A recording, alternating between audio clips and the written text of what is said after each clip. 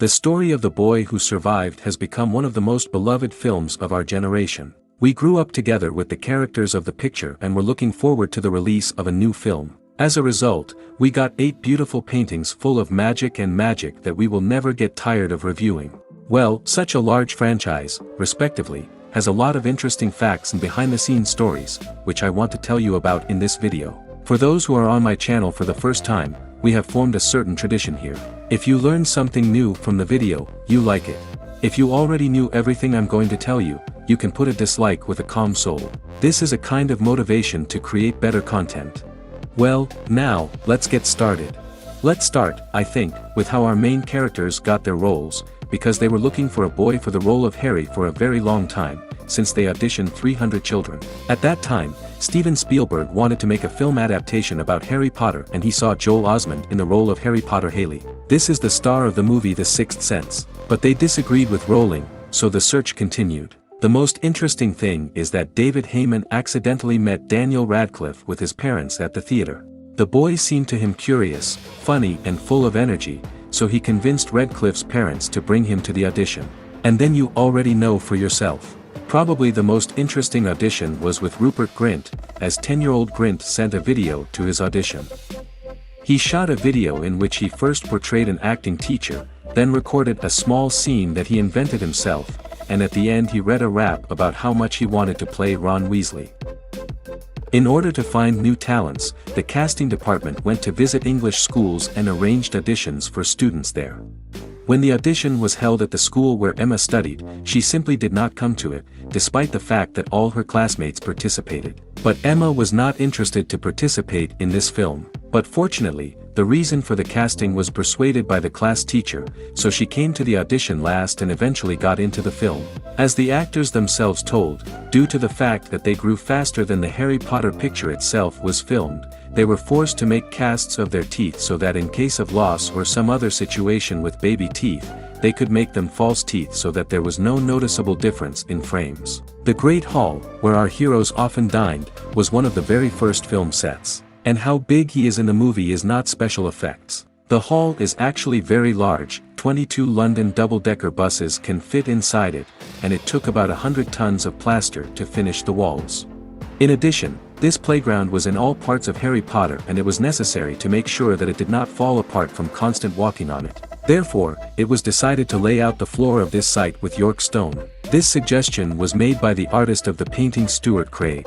And despite the fact that the cost of the floor has significantly increased in price, only in this way it was able to stand the test of time. Also in the first part of the film, all the food in the Great Hall of Hogwarts was real. Director Chris Columbus wanted to recreate the holidays exactly as they were described in the book and he succeeded. However, during the filming, the food quickly deteriorated and it was almost impossible to work because of the terrible smell. In order not to repeat their mistakes, for the filming of the following films, the creators frozen food and made dummies of dishes to create a more realistic picture. In addition, one of the signs that you are in the School of Magic were floating candles in the same large hall. Of course, it would be possible to add simple chandeliers, but the very fact of floating candles makes this moment very bright. All this became possible by hanging candles on wires, and then these wires were simply removed with the help of special effects. But here the matter is different. After the candles had been burning for a long time, the heat that came from them simply melted these very wires and the lit candles simply fell on the tables where there was food and filming was being conducted.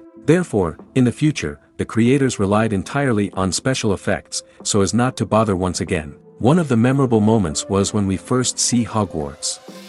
Both the actors and the audience who watched it were impressed.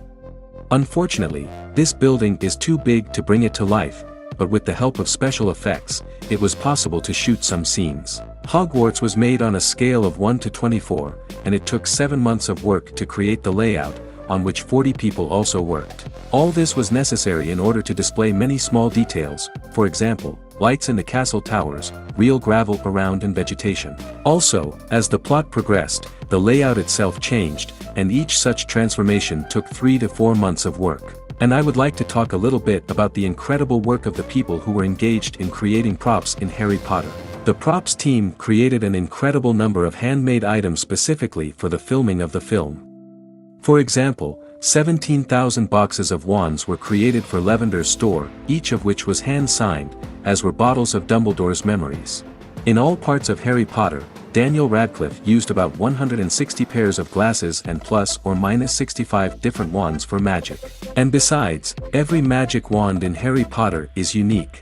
2 identical ones simply do not exist even in the Weasley twins. Meanwhile, 250 casts of bodies were made for various scenes and spells of stupefaction. In addition, Pat-Ariana became a real factory that produced outlandish objects and invented many living creatures. For example, 120 previously non-existent goods and more than 200 creatures were invented. Also, the special effects artists had a very difficult task: to revive a large number of fantastic details of this saga, starting from the usual troll, fire-breathing dragon, giants, as well as the snake face of Voldemort. But perhaps the most difficult task was to create a moment at the beginning of the Deathly Hallows, when they tried to take Harry to a safe place. Several wizards drank a polyjuice potion and turned into Harry. This moment became a test for the artists, because it was necessary to combine several traits of Harry's character and the one who drank this potion. The bottom line was that it was necessary to say a few lines for Harry and a few for the one who drank the potion. And this combination had to be perfect. This was achieved in a very unusual way. The actors' faces were covered with a special ultraviolet paint, then the actors made faces in a motion capture system called Mova Contour Reality Cap and consists of 29 cameras that allowed creating a 3D grid in order to further change the face. Because of the ultraviolet paint, the artists also joked about the actors so that the shadows went to the club, otherwise it would look like one head was floating in the air. But also not all special effects were created on a computer. For example, a special animatronics was created for the actors, small Mandragoras, Hedwig, a book about monsters with a mouth, a beakwing was also created manually and used for close-ups. He could bow, look at the heroes and follow with his eyes, and each feather was painted and glued by hand. Other dolls were made to help expose lighting, for example, the giant from the mouth of Azkaban or the house elf creature. It should also be noted the work of makeup artists, because they drew a scar to Harry Potter 5,800 times.